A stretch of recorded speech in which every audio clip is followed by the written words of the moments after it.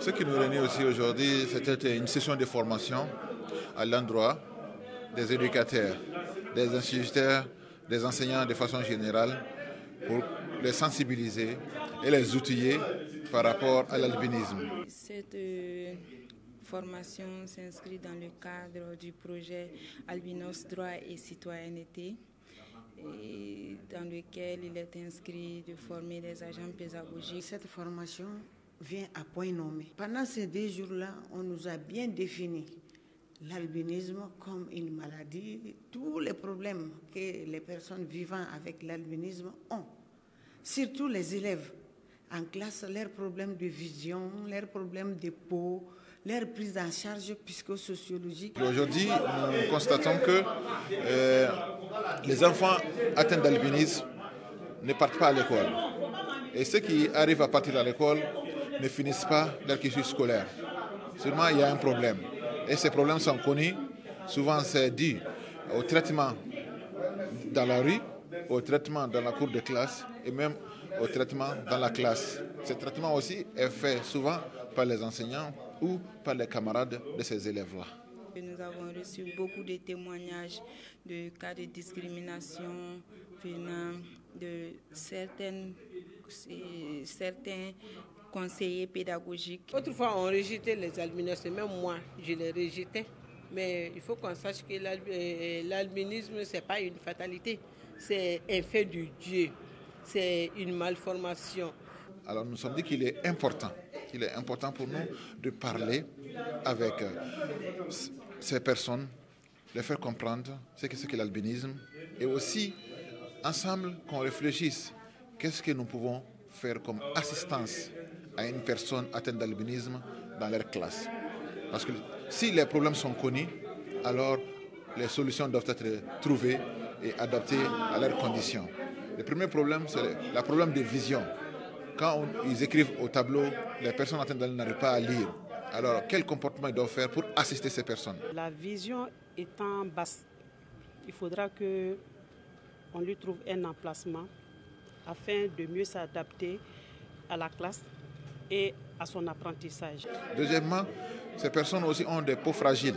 Comment les assister dans la classe, dans la cour, et entre l'école et la maison pour que ces enfants soient protégés contre le soleil, contre les agressions et même contre les injures, les agressions physiques et verbales. Pour améliorer les conditions d'un enfant atteint d'albinisme en milieu scolaire, il revient à travailler sur l'environnement scolaire, de telle sorte que l'enfant atteint d'albinisme puisse se sentir sécurisé et puisse accéder à la classe et l'environnement, sécuriser l'environnement, le protéger contre les éléments néfastes, mais aussi travailler sur les intervenants, les enseignants, les élèves eux-mêmes pour les sensibiliser et aussi travailler avec l'enfant pour, à partir d'un accompagnement personnalisé pour qu'il puisse continuer à s'assumer. Maintenant, au niveau pédagogique,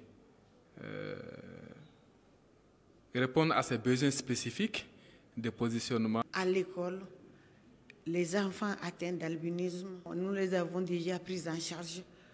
On les guidait, c'est-à-dire trouver une position idéale par rapport au tableau, écrire en parlant pour qu'ils puissent mieux écouter. Et le point essentiel que je n'avais pas du tout touché, ça c'est l'agrandissement de la taille des écritures au moment des examens. Et maintenant, on va en parler à la hiérarchie. La personne atteinte d'albinisme en milieu scolaire qu'on appelle élève atteint d'albinisme, EVA, il faut qu'elle accepte sa couleur de peau afin de mieux s'intégrer avec les camarades. Bon, après cela, en classe, on doit lui trouver une place convenable. Nous ont proposé beaucoup de solutions qui nous aidera parce qu'à travers ça, nous allons rédiger aussi un guide sur l'albinisme. Et ce guide, c'est à l'usage même de ces enseignants. Donc nous les avons dit, il faut qu'ils soient impliqués dans les processus.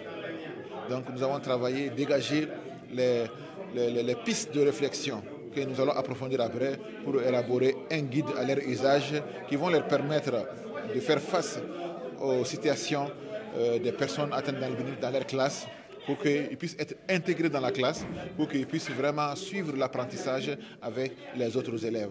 Donc c'était là les 2 jours de travaux qu'on a eu à faire avec les enseignants qui sont venus de partout, de Bamako, pour qu'ils puissent vraiment comprendre la notion d'albinisme et aussi comprendre aussi les traitements qu'il faut aujourd'hui pour ces personnes-là. Il faut qu'on les aide à dominer leur peine parce qu'ils sont stressés, ils se croient inférieurs, tel n'est pas le cas.